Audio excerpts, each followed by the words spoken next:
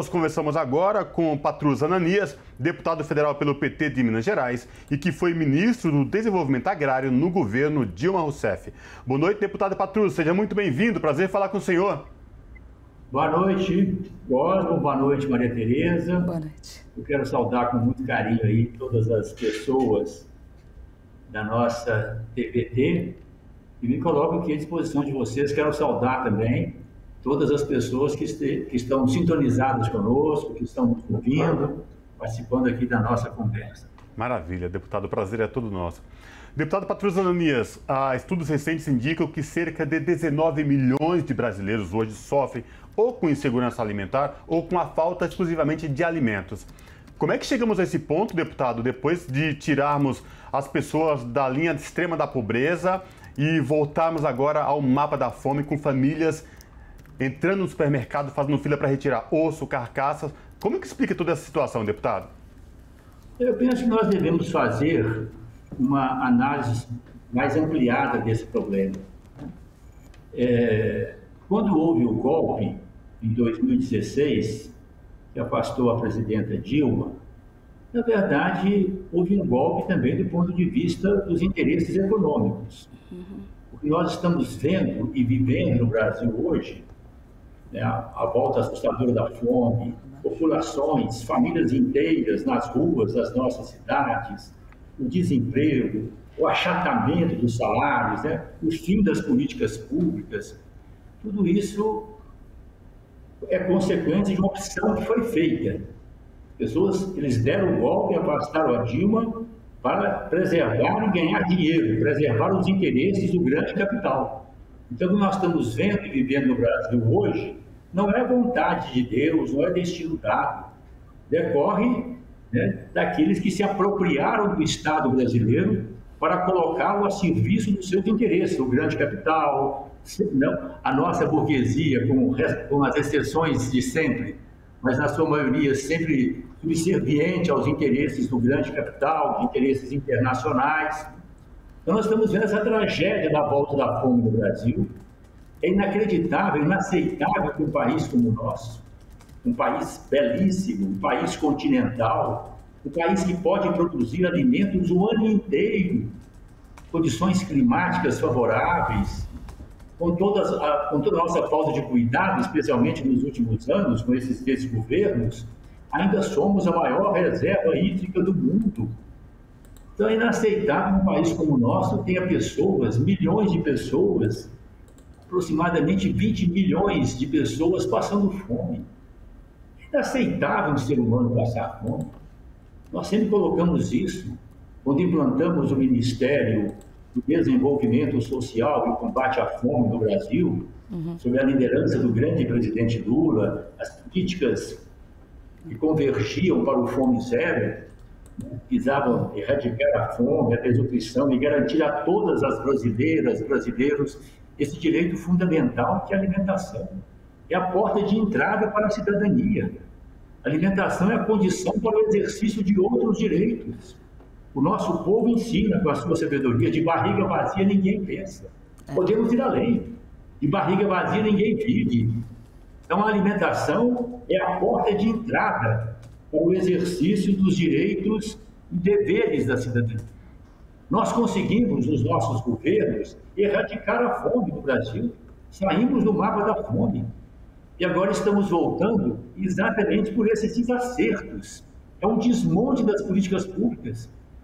Logo depois do golpe, que afasta a Dilma em 2016, eles acabam com o Ministério do Desenvolvimento Social e Combate à Fome e iniciam a política de desmonte de todas as políticas públicas relacionadas com a segurança alimentar, as políticas de apoio à agricultura familiar, programas extraordinários como o PRONAF, o Programa Nacional de Fortalecimento da Agricultura Familiar, o PAA, Programa de Aquisição de Alimentos da Agricultura Familiar, que trabalha nas duas pontas, compra por um preço justo na época da safra, das agricultores familiares, compra por um preço justo, e esses produtos são destinados a pessoas, famílias, comunidades em situação de vulnerabilidade alimentar. Nós implantamos pelo Brasil afora os restaurantes populares, as cozinhas comunitárias, os bancos de alimentos, as políticas de apoio à agricultura familiar, um programa exitoso como o Bolsa Família, que foi um instrumento fundamental para erradicar a fome no Brasil, foi destruído. E veio com o Auxílio Brasil totalmente dissociado de todas as outras políticas públicas que estão sendo desmontadas. E nós sempre defendemos isso, que é o êxito das nossas políticas, dos nossos governos, foi exatamente que nós buscamos uma integração dessas políticas públicas. Nós integramos o programa Bolsa Família com as políticas públicas da segurança alimentar, com as políticas de apoio à agricultura familiar, integramos com as políticas públicas da assistência social, as condicionalidades também. Nós acabamos integrando também no Bolsa Família as políticas públicas relacionadas com a educação, com a saúde, e tudo isso está sendo desmontado, e por isso nós estamos vivendo essa tragédia nesses dias aqui na nossa grande e querida pátria brasileira. Deputado, queria justamente aproveitar esse gancho que o senhor mencionou do Auxílio Brasil, porque o senhor participou como ministro da implementação do Bolsa Família lá atrás. E então eu gostaria de perguntar para o senhor, enquanto autoridade nesse assunto, qual é a avaliação, né? Já sabemos que é negativa do Auxílio Brasil, mas gostaria, por gentileza, que o senhor explicasse aos telespectadores as diferenças essenciais do Bolsa Família e do Auxílio Brasil. Exatamente, Maria Tereza. O Bolsa Família, desde o início, surge como uma política pública, devidamente criada, estabelecida em lei, com recursos previstos no orçamento, e não recursos imprecatórios, do calote, recursos públicos de acordo com as demandas, com as necessidades, né? Política pública que nós procuramos, como eu disse e reitero, integrar com outras políticas públicas. O Ministério do Desenvolvimento Social e Combate à Fome, que nós implantamos no governo do presidente Lula, trabalhava o Bolsa Família, mas também as políticas públicas da assistência social. Eu me lembro muito bem das primeiras medidas, no comecinho de 2004, né? A medida provisória de 2003, o programa é implementado como lei já no começo de 2004, nós integramos o Bolsa Família com o Programa de Erradicação do Trabalho Infantil, com o PET. Primeira integração nossa do Bolsa Família com as políticas da assistência social. Depois a integração do Bolsa Família com os CRAS, com os Centros de Referência da Assistência Social, que nós também levamos pelo Brasil afora, onde trabalham psicólogos, assistentes sociais, junto às comunidades mais empobrecidas, que são as comunidades assistidas pelo Bolsa Família, com perspectiva de trabalhar essas famílias, a questão da autoestima, da capacitação profissional. Integramos com as políticas de segurança alimentar, como eu disse, os restaurantes populares, as cozinhas comunitárias, os bancos de alimentos, as políticas de apoio à agricultura familiar. Mencionei aqui o PAA, né, o Programa de Aquisição de Alimentos e Agricultura Familiar. Então, o Bolsa Família era um programa que se integrava cada vez mais com outras políticas públicas. E para nós melhorarmos efetivamente a condição de vida das famílias, das comunidades empobrecidas, é preciso sempre essa integração das políticas públicas. Eu sempre coloco, por exemplo, vocês terem uma ideia, de uma política pública estratégica é a educação. Sim. Ela trabalha nas duas pontas. É um direito fundamental da pessoa desde o início, desde a infância, vai pela vida, e é também um valor fundamental para qualquer projeto comunitário, coletivo, né? Projeto nacional. Nós não podemos pensar no Brasil sem pensar em educação articulada com a cultura, com o conhecimento, com a pesquisa, com o desenvolvimento tecnológico, científico. Mas eu sempre disse isso, a educação pressupõe a saúde. Sem saúde ninguém aprende. Ninguém tem saúde se não tiver assegurado o direito sagrado às 3 refeições diárias, a que se refere com frequência o presidente Lula. Se não tiver acesso à alimentação saudável, se não tiver um meio ambiente saudável, água potável, essa integração, então nós estamos vendo um desmonte. Ao mesmo tempo que eles desmontam as políticas públicas, todas elas aparecem com o Auxílio Brasil, que sequer tem recursos previstos no orçamento. Para fazer o Auxílio Brasil, tem que fazer uma fraude. É pegar dinheiro dos precatórios com dinheiro devido a terceiros. E aí não são só pessoas ricas, não. Tem muito trabalhador também, né? Muita gente de classe média que está esperando receber o que ganhou do Estado através do Poder Judiciário. Isso é uma fraude, né? E além dessa fraude, eu quero reiterar isso. O Auxílio Brasil, na minha leitura, eu quero muito que dê certo, pensando nos pobres. Sim. Pensando nas famílias. A gente torce para que as famílias recebam, né, alimentação, mas a gente sabe que é um programa sem base, sem fundamento. Na medida em que ele não se articula também com outras políticas públicas, e nós estamos vendo um desmonte das políticas públicas do Brasil. Assim como estamos vendo também um desmonte da própria nacionalidade, do próprio projeto nacional brasileiro, através dessas privatizações que se integram muito bem com o desmonte das políticas públicas, sempre para atender aos interesses do grande capital. Deputado, o senhor participou dos governos Lula e Dilma e também esteve na linha de frente de programas exitosos, referências no mundo no que diz respeito ao combate à fome, à valorização dos trabalhadores, inclusive sendo citados pela ONU como exemplo a serem implantados em outras nações mundo afora. Como é que hoje presenciar tudo isso, esse desmonte, e vendo pessoas brigando por osso, carcaças e pés de frango, ou então brigando, se degladiando em caminhões de lixo para procurar o que comer, deputado? Olha, Cosmo, primeiro eu quero lembrar aqui que o nosso trabalho nessa área da segurança alimentar, integrada com outras políticas públicas, assistência social, educação, saúde, cultura, teve um início quando nós governamos Belo Horizonte. Eu tenho a convicção que o presidente Lula nos convocou para implantarmos o Ministério do Desenvolvimento Social e Combate à Fome, as políticas do Fome Zero, e erradicarmos a fome no Brasil, pela experiência exitosa que nós tivemos em Belo Horizonte. Nós criamos aqui a Secretaria de Segurança Alimentar. Nós iniciamos aqui a política dos restaurantes populares, das cozinhas comunitárias, dos bancos de alimentos.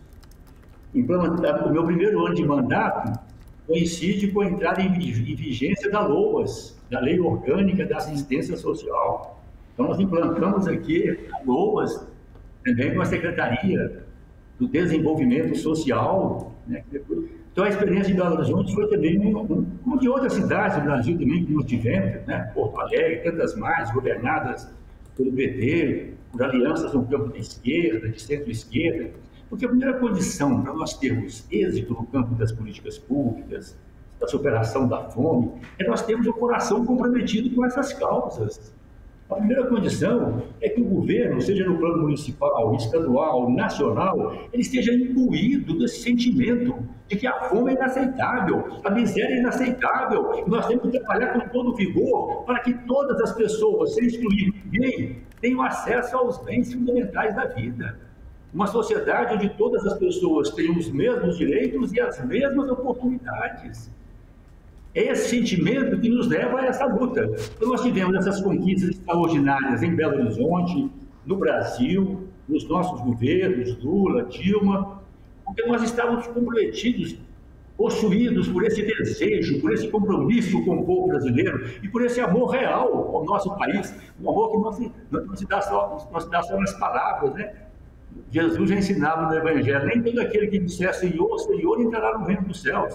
A questão do Brasil não é falando de pátria amada, é viver realmente e pôr em prática ações voltadas para o povo brasileiro. Amar o Brasil é, sobretudo, amar o povo brasileiro, a partir dos que mais precisam, dos empobrecidos, dos que têm fome e sede de justiça. Então, o que nós estamos vendo hoje, essa tragédia que você mencionou muito bem, Cosmo, né? Gente comendo osso, né? A fome, 20 milhões aproximadamente de brasileiras, brasileiros, brasileirinhos, né? Crianças, jovens, pessoas de todas as idades com fome, passando fome, num país como o nosso, com as potencialidades extraordinárias que nós temos, né? Então, eu penso que isso é inaceitável. E penso que o grande desafio que nós temos hoje, nós que temos esse compromisso com o povo brasileiro, com a nossa soberania, com o projeto nacional brasileiro, eu penso que o nosso grande desafio hoje, assim como está fazendo o presidente Lula e tantas outras companheiras, companheiros, pessoas comprometidas com a vida, com o bem comum.